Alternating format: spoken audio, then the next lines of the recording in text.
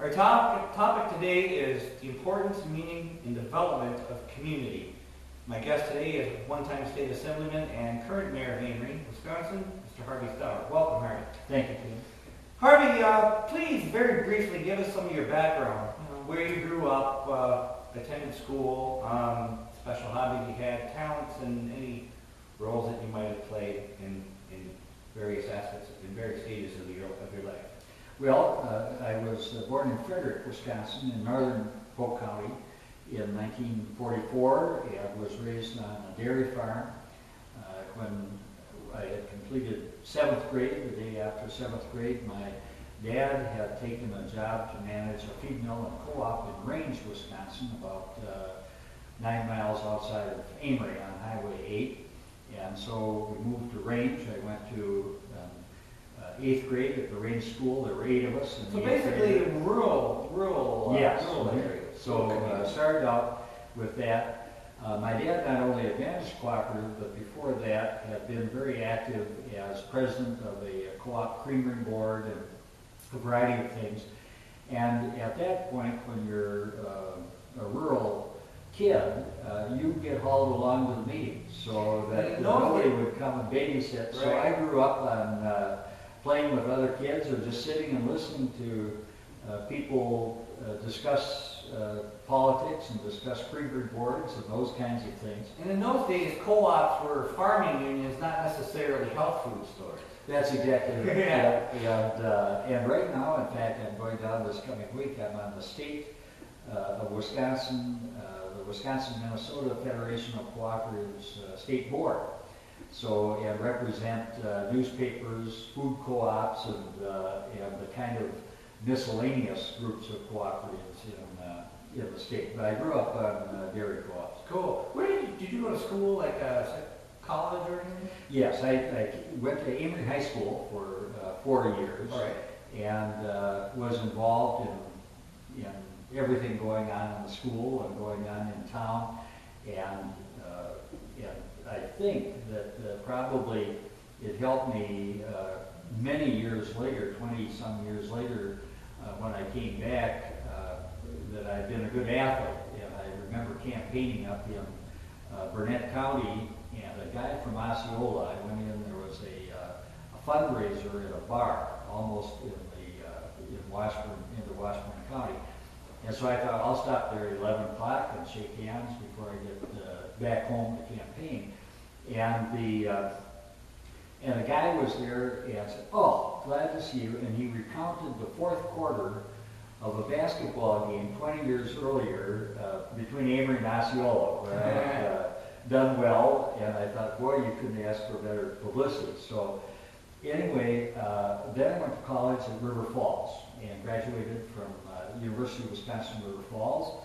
And then I went to seminary at Wesley Theological Seminary, which is at American University in Washington, D.C., and studied a year in St. Andrews, Scotland, theological studies there, and then also traveled for half a year in Latin America doing writing and studies, and in the Middle East for 4 months doing travel and studies there as part of my education. Amazing. So from there, I was a pastor. I was a high school teacher at Nicolay High School in Milwaukee, and then taught at Clayton and Prescott around here.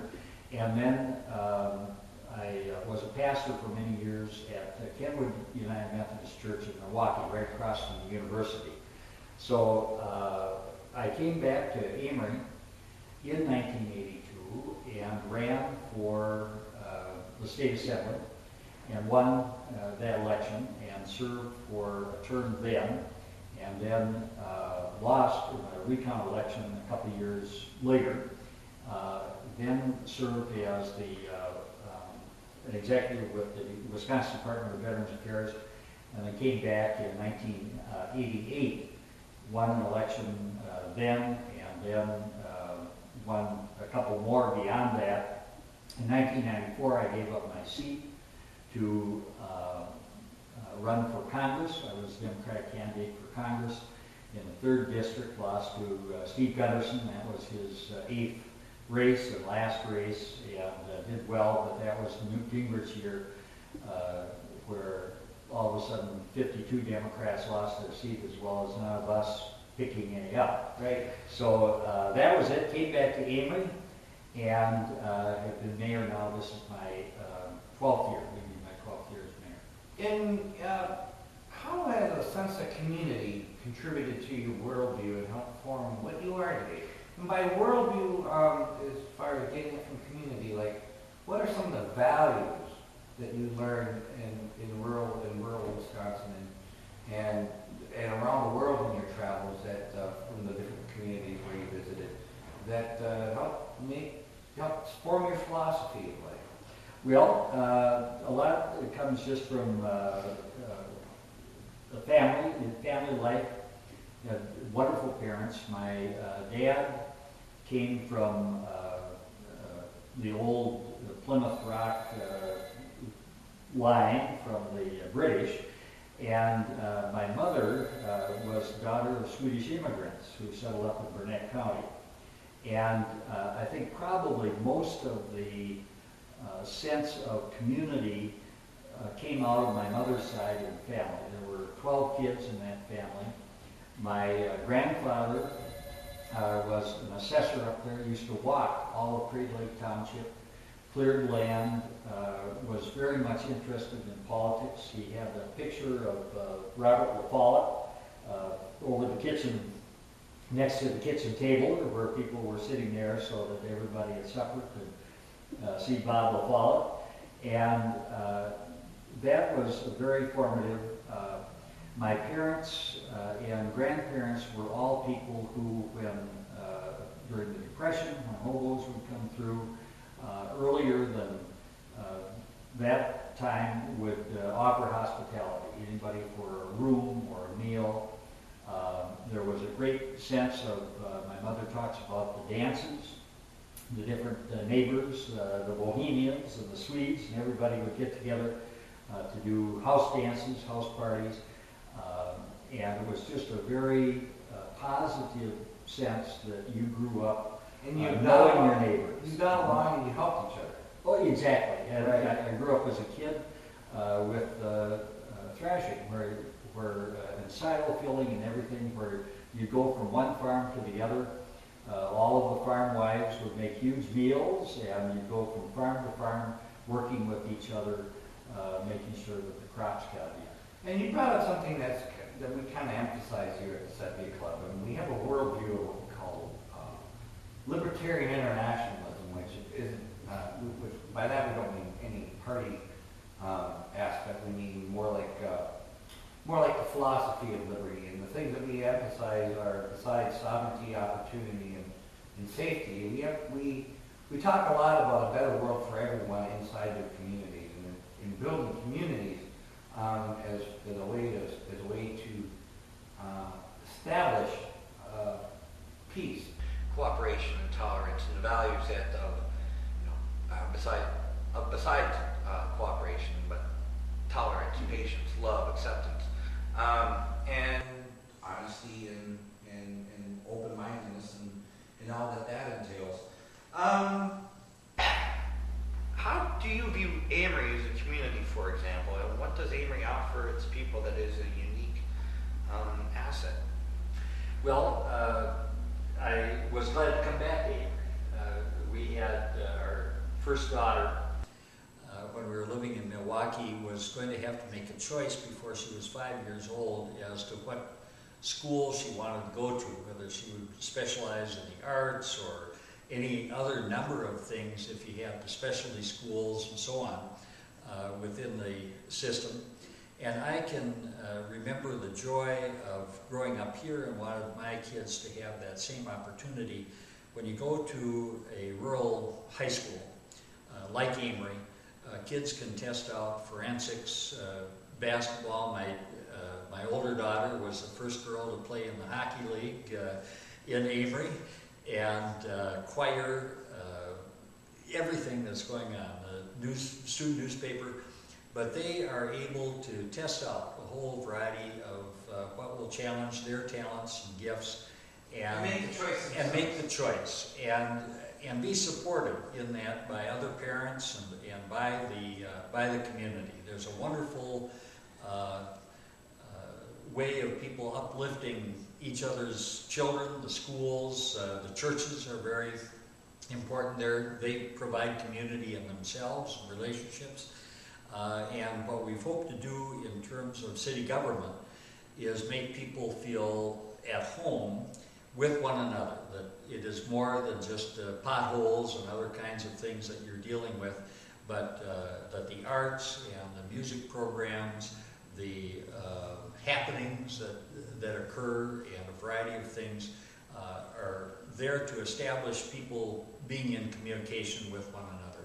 Yeah, and I've been very fortunate in my life to be very good friends with the directors of this art center, Amery and McLaughlin, and I love promoting them, and I love talking about the art center.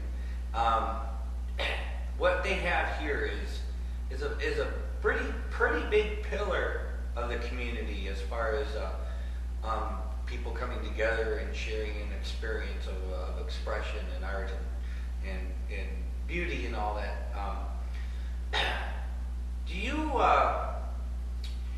Do you see that there's other things in Amery, specific things that give sort of the same sort of contribution as far as a community identity? I know the library, the Old Town Theater down south, the drugstore, Chet Johnson's, institution in this city. Can you talk a little bit about some of those things and the long term and the permanence and maybe even where you would like to see some of these things continue to grow? The Amery has a lot of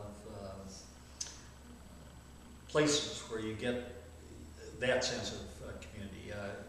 Family life is still very important. It has changed a lot since I was a kid, and so you have a lot of problems that are in the schools or other places where in many cases the parents are not as concerned about the values and the appreciation that students have for the institutions or the different aspects of community, for education itself and so on. But for the most part, that value is still there. The community, Amery has always prided itself on good schools and everything associated with that. You mentioned the library. It has had, I don't know if it still has, but for many years had the most per capita usage of any community in Wisconsin. Mm-hmm. And is a center of people gathering together. It was a leader in the nation in some of those. Exactly. Well, among the top. Yep. And so the library, our community education program, has been excellent with what it offers. I remember a few years ago someone offered a course on the Confessions of St. Augustine, and there were 17 people who came to take that course in community education. I remember one time the community education offering Greek and Latin class. Oh yeah, I mean, there's a whole range of things that people show up for. The community club, the business leaders and other people in town have been going. Our festivals, our regular things that people enjoy and attend. The stores give you that kind of personal service. Chet Johnson drugstore, for one, is the classic one. You still get 5-cent coffee there if you don't want it too fancy. The Amery Theater just raised its prices from $2.50 to $3, but they have two movies coming up this week and next, The Queen and The Dream Girls, which are the movies that have the most Academy Award nominations, so you get first-run films. The two local radio stations are exciting. The Northern Lakes Center. We have great programs. The Senior Center here has a variety of things, and people from all over the state come to see how that program is run. You can go right down the line. And all of these things, and the churches in town, all of these things provide a real forum for people to meet, that we're not separated or isolated from each other. It has not become a bedroom community the way a lot of communities in western Wisconsin Very close. have become. And there are new people that we want to engage in participating.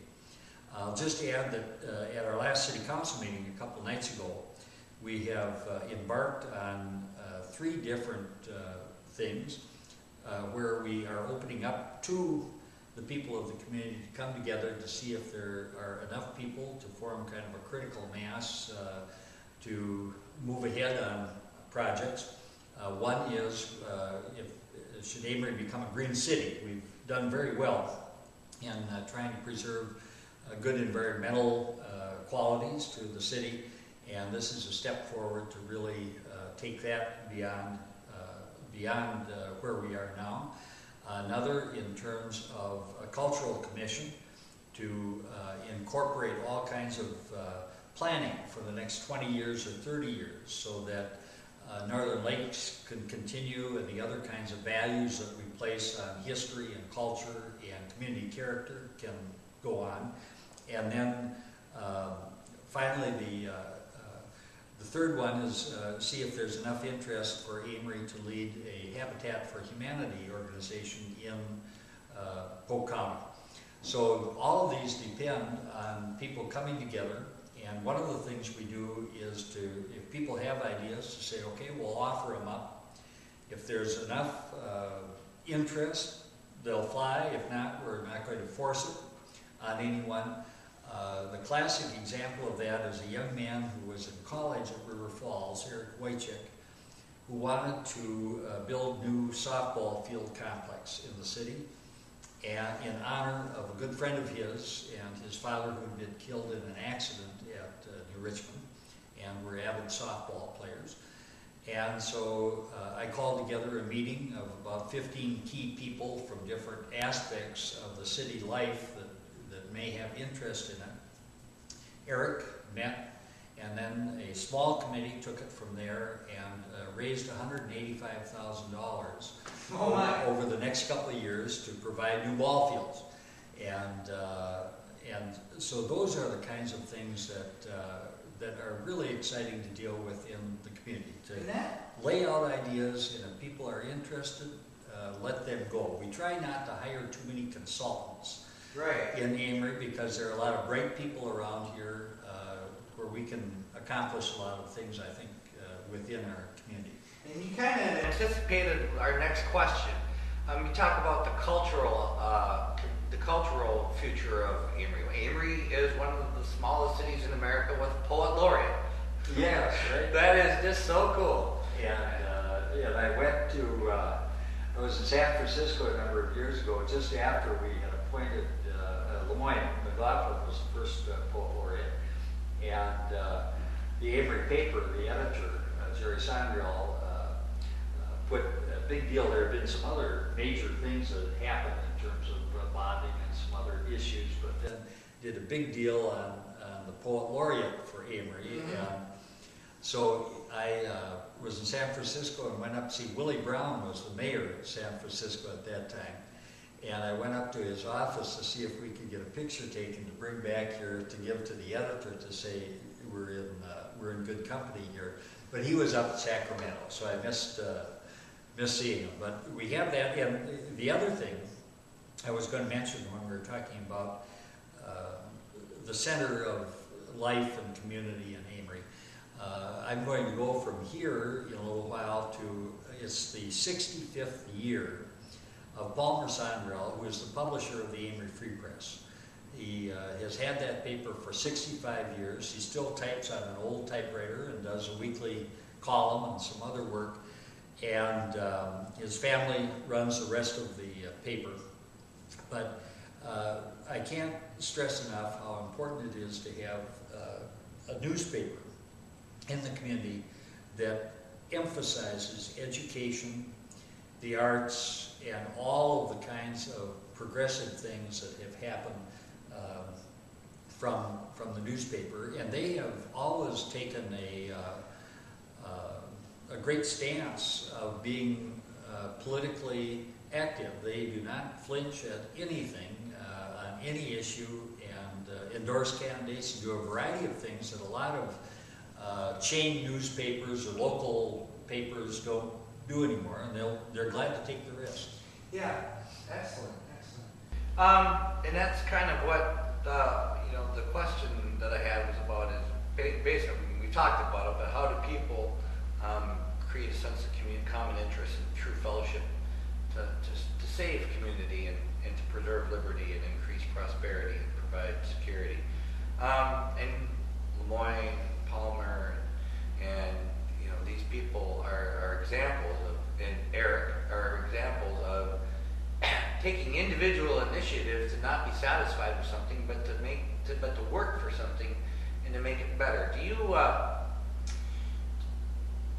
In this, let's conclude on this for about 5-6 minutes.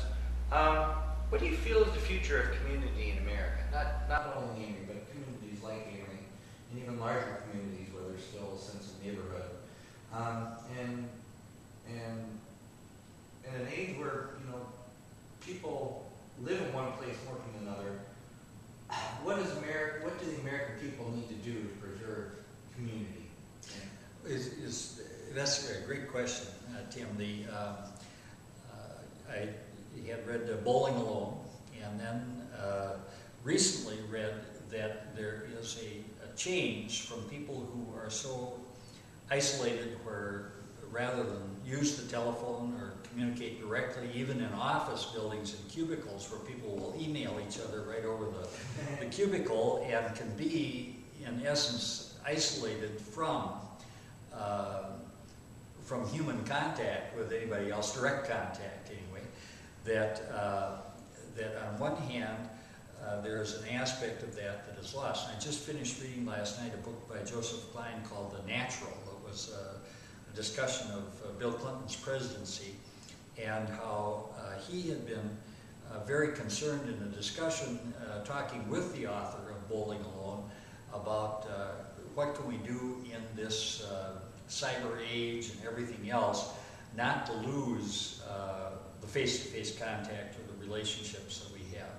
So I'm concerned in some way that people can find it easier to isolate themselves. On the other hand, I think there are good signs of things that are happening where people have interests and can still work with each other, whether, again, it's the church, where there's been growth there in most of the places on projects, whether it's hundreds of kids every Saturday showing up at the soccer fields at the Amery schools to play soccer and do those kinds of things. People showing up to watch the Al Gore movie at the theater downtown. People showing up here to filling the place to hear Gordon Bach do a concert or anything.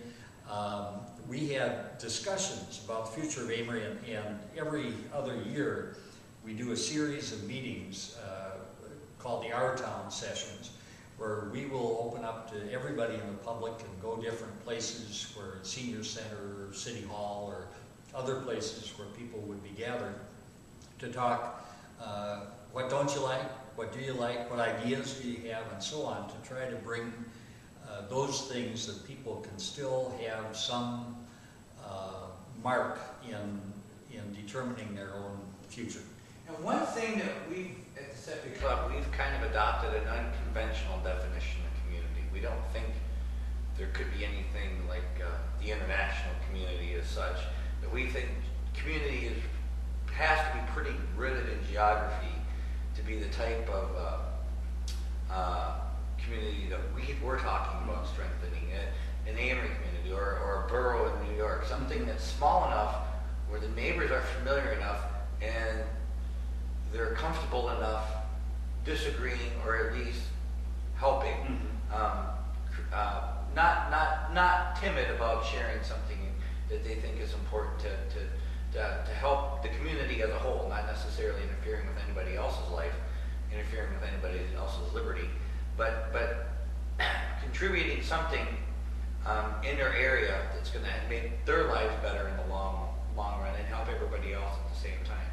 One of the positive trends that is happening, I think, with the generation that's in college right now, is a real interest in working with others, serving others that had been lost a little bit before that. I think there had been a great emphasis on a sense that working together, things bogged down, and our individual ability to stand up to everything is right in all circumstances. And I think there is a real sense, and that comes from, it seems to me, biblical or any religion that deals with how people treat each other and how we look out for one another, and are we brother and sister keeper, or if not keeper, at least looker inner,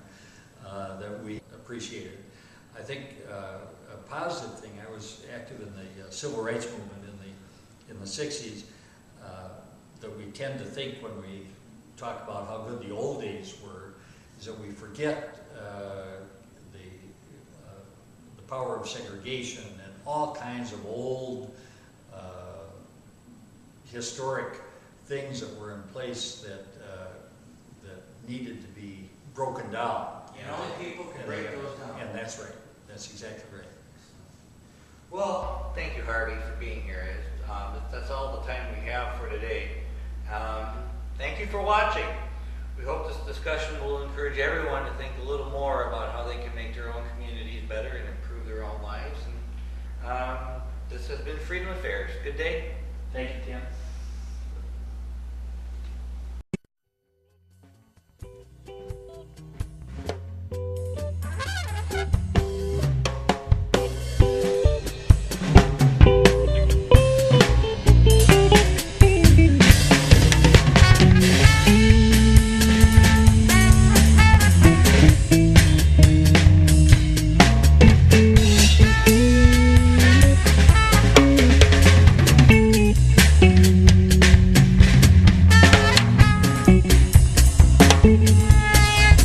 Thank you.